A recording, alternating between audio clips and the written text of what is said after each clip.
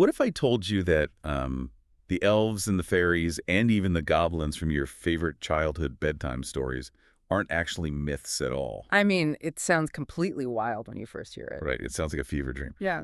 But what if, instead of just being, figments of ancient imagination, they are actually the biological ancestors of extraterrestrial races? Specifically, the races that are currently quarantining our planet. Exactly. When you step into the world of cosmic history, according to the Lyrian records, that is exactly the reality we're faced with. It really is. It's a historical landscape of the universe that completely shatters the barrier between fantasy and science fiction. And that is why we are so thrilled to have you here with us today for this deep dive. Because whether you are a diehard sci-fi fan or a fantasy world-building junkie or, you're just insanely curious about the origins of basically everything. You are definitely in for a treat today. You really are. Today we are exploring this profoundly fascinating text from the Chronicles of Dragondom and beyond. Yeah, so the document we're unpacking today is presented by a character named Jericon, and he serves as the Lyrian Head Librarian. Which is a pretty cool title, honestly. Oh, absolutely.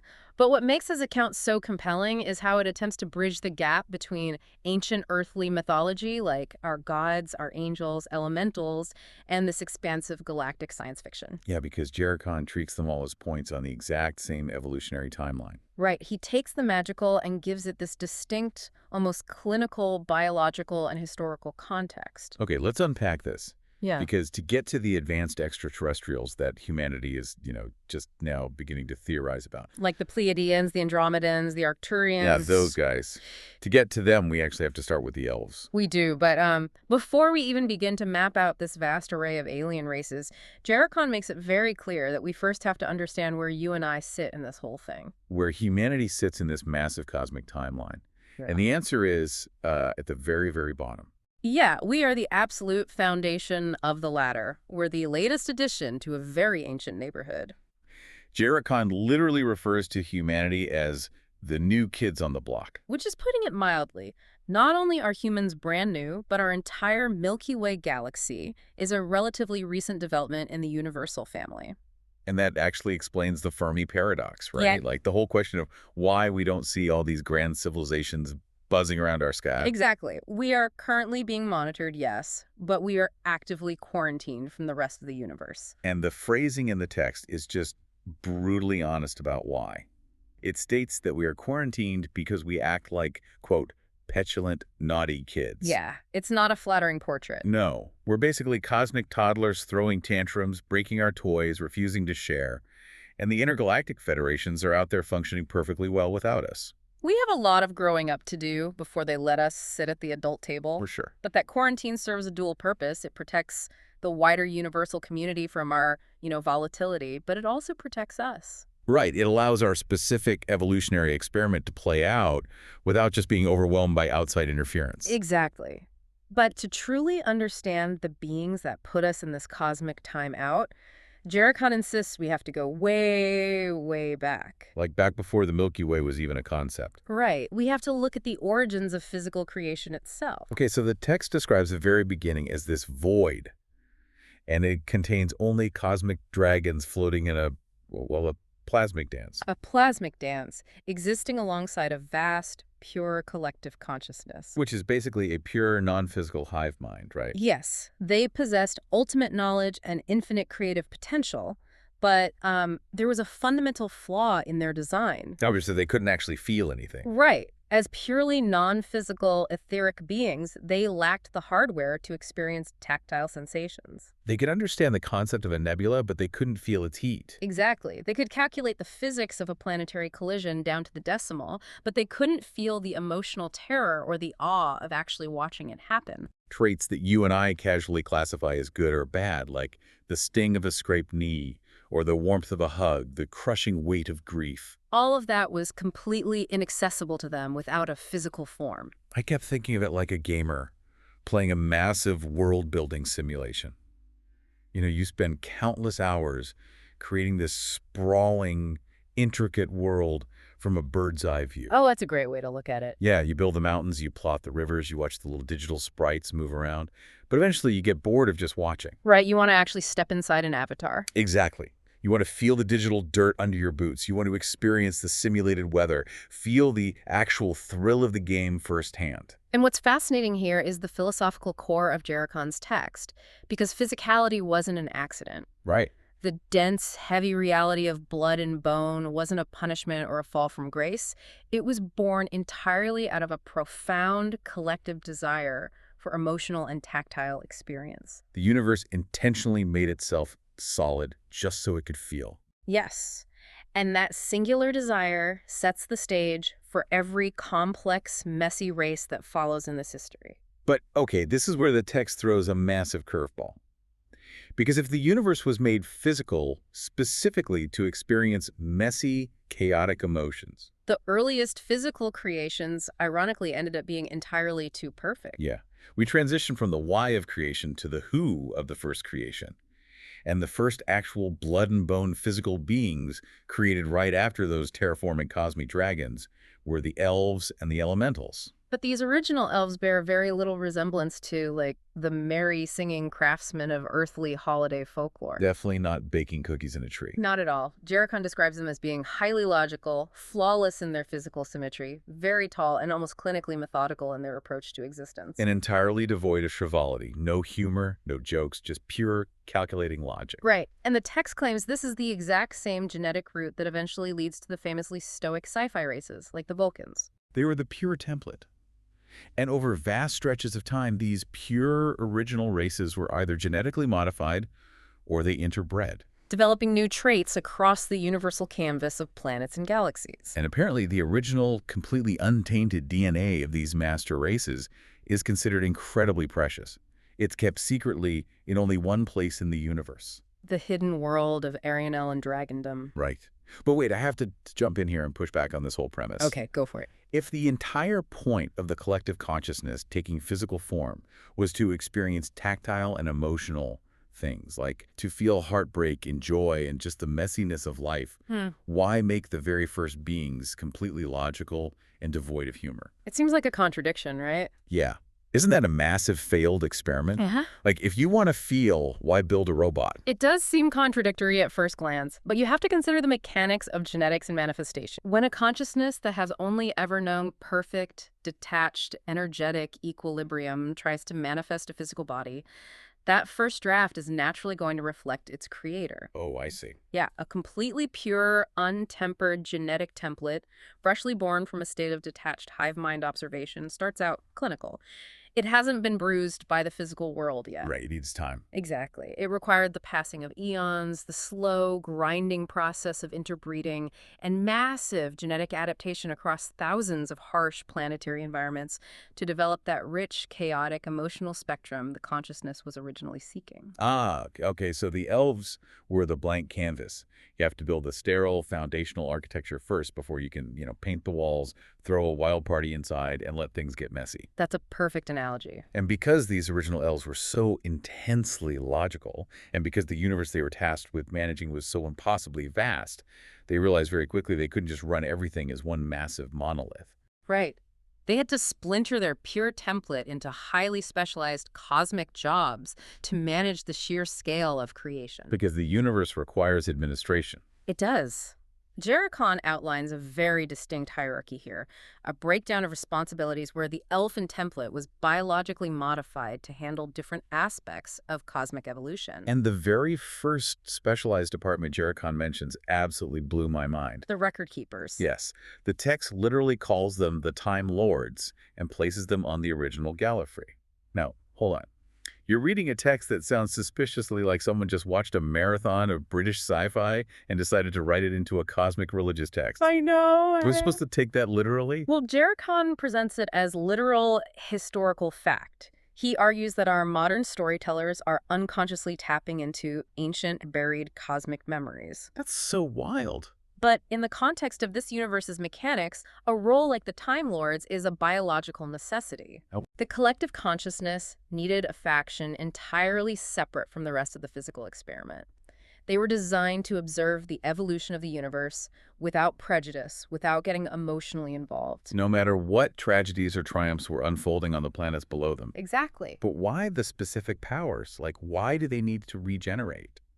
Think about the data retention problem. Okay. They needed to keep long-term objective records over eons without losing a single byte of observational data.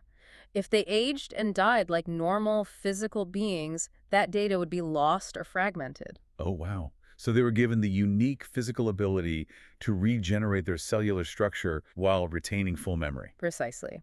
And furthermore, if they simply died and their soul reassimilated back into the collective consciousness, which is what happens to most beings in this text, their perfectly objective data would become tainted. Tainted by the subjective emotional experiences of everyone else in the hive mind. Right. They had to remain separate, existing as localized, immortal hard drives. That actually makes a bizarre amount of sense when you look at it as a cosmic IT problem. Yeah. So you have the Time Lords just observing, but the universe actually needed active management. Yes. Who was doing the governing? That falls to the top echelon, or the royal elves. Hmm.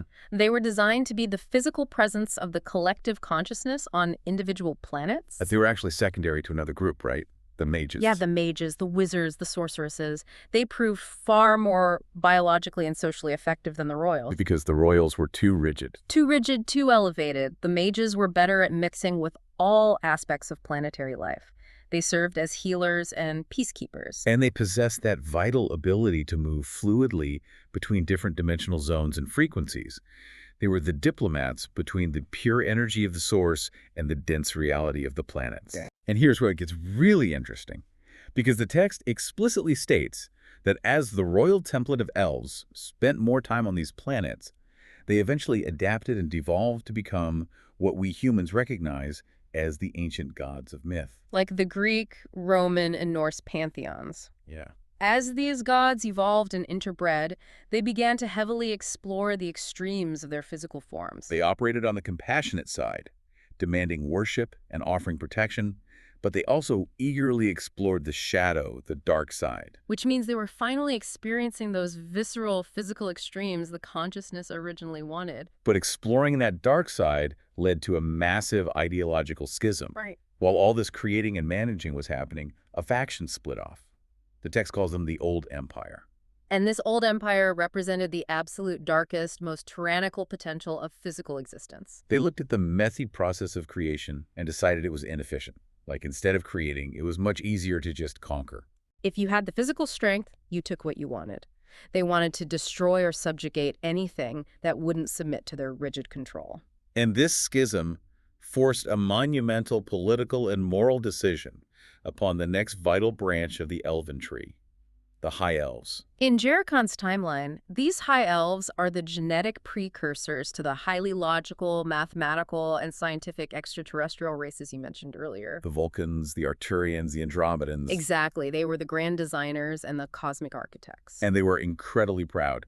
The text notes that they valued the purity of their logic to a fault, often viewing the other, newer, emotional subspecies they worked with as highly inferior. They really looked down on the messy planets. Yeah. So when the Old Empire began its campaign of universal conquest, the High Elves could have easily joined them. They shared that same sense of superiority. But they didn't. Right. Why didn't they? They made a calculation based entirely on foundational logic. The High Elves looked at the Old Empire's desire to mindlessly conquer, dominate, and destroy, and they deemed it inherently illogical. Because destruction yields a net negative universe. Exactly. Therefore, despite finding the messy, emotional, lesser species completely annoying and illogical themselves, the High Elves refused to be incorporated into the Old Empire. Wow. They vowed to help those lesser species understand how to combat this massive, growing threat. They chose to protect the chaotic experiment of the universe rather than see it subjugated by tyranny. And to execute that protection, they had to rely on yet another splintered branch, the Elven. The Elven served as the military arm. They were the main protectors, aiding the newly evolving planets, fighting a highly complex, high-stakes galactic war against the Old Empire. So you have logical High Elves designing the planetary defenses, Elven military fighting on the front lines, and royal gods mingling with mortals. Right. But there was a huge glaring flaw in this entire system. The High Elves and the Elven military were entirely focused on macro-level cosmic architecture and galactic warfare. They simply couldn't cope with the microscopic emotional trauma of a chaotic, illogical reality. Their pure clinical brains were not wired for the minutiae of planetary ecosystems. No, they didn't want to be tied down as continuous full-time babysitters to every newly terraformed planet. I mean, they couldn't be bothered to manage the soil composition, or the river flows, or the emotional well-being of the local wildlife. The biological tools they had were completely wrong for the job of planetary maintenance. So a completely new biological tool had to be engineered. Enter the Fae and the Elementals. Jericon describes them as a genetically gentler race. Yeah, they were more compassionate, highly adaptable, and custom-built for specific environments. You get the dryads genetically tied to the trees, the water sprites managing the fresh water currents, the gnomes maintaining the earth and soil. They were designated as the founding protectors and guardians of everything on a planet that is not blood and bone. They were the localized maintenance crew managing the vegetation, the rocks, even the creepy crawlies. And, just like the Elves, the Fae developed their own complex hierarchy over time. Their royal and high branches eventually evolved into advanced alien races of their own, like the Pleiadians. And their healers operate alongside unicorns, which the text treats as highly advanced etheric fauna.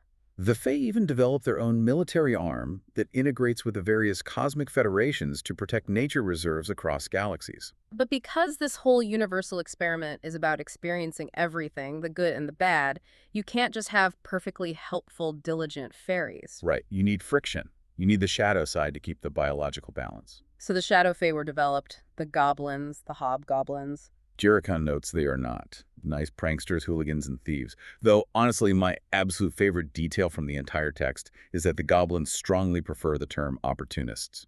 It's a brilliant bit of diplomatic rebranding by the goblins. It really is. It perfectly encapsulates their biological imperative. They exist to test the systems, to find the weak points, to exploit the gaps left by the good Fae. So think about every time you've lost your keys or had a mechanical failure you just couldn't explain. The opportunists are testing your patience. Exactly. So if the Fae and the Elementals are basically the cosmic IT and maintenance crew for nature, keeping the rocks and creepy crawlies functioning while the High Elves fight galactic wars, Right. where do the angels fit in? Because the text brings them up next. Are they upper management swooping in to audit the planets? If we connect this to the bigger picture, the angels, or as Jericon calls them, the winged warriors, or the etheric, they represent the ultimate systemic failsafe. Okay, a failsafe. Yeah, look at the state of the universal board at this point in the timeline. You have fragmented species everywhere. You have opportunistic goblins causing localized chaos, an actively conquering old empire waging galactic war, intensely logical high elves who isolate themselves in superiority. And planetary gods who are dabbling in dark, oppressive magic. The original pure collective consciousness is physically and ideologically scattered. The experiment is on the verge of total collapse. It is. It's a beautiful, chaotic mess, but the source code is getting completely corrupted. Exactly. The collective consciousness needed an uncorrupted, direct communication line that did not rely on the fragile, easily corrupted limitations of a physical body. So the winged ones. Yes. The winged ones were engineered with the unique ability to shapeshift. They can exist as pure, radiant energy, or they can condense down to take physical form. And they can travel instantaneously across the cosmos without the need for artificial ships, hyperdrives, or portals. Right.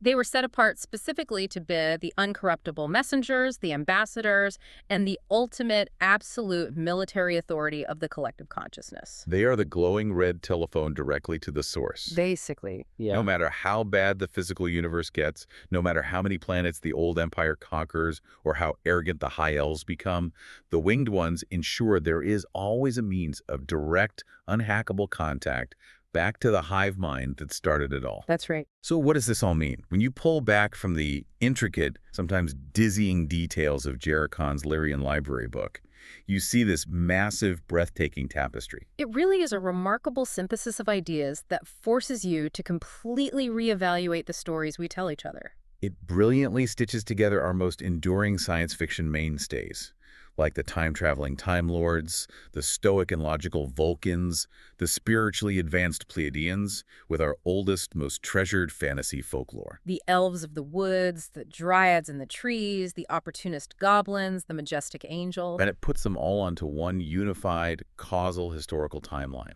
It tells a comprehensive story of a purely energetic collective consciousness that just desperately wanted to feel the physical world. In the incredibly complex, often flawed cosmic org chart, it had to biologically engineer over eons to make that tactile experience a reality. And it brings us right back to you, the listener, and where we started this entire deep dive. Right. Remember that humbling opening point Jericon makes about humanity?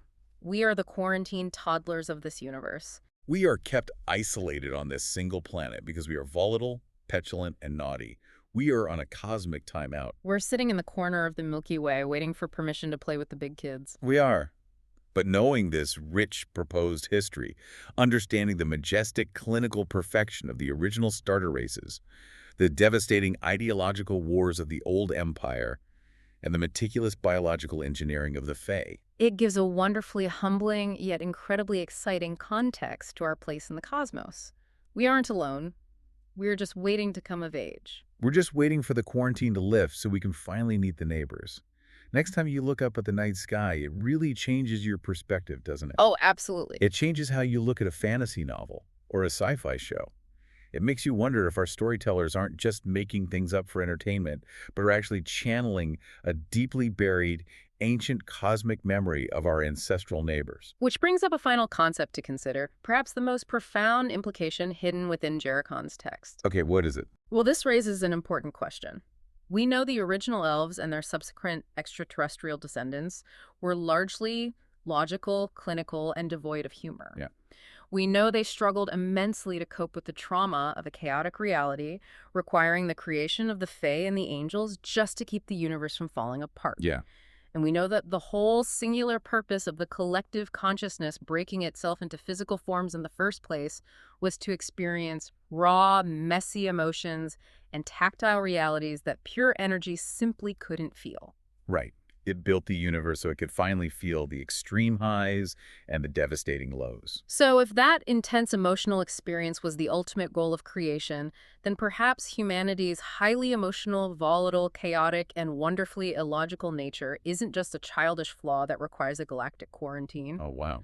If the universe was initially governed by clinical, robotic starter races who couldn't handle feelings, then our intense human messiness might actually be the ultimate, most successful realization of what the collective consciousness originally set out to achieve.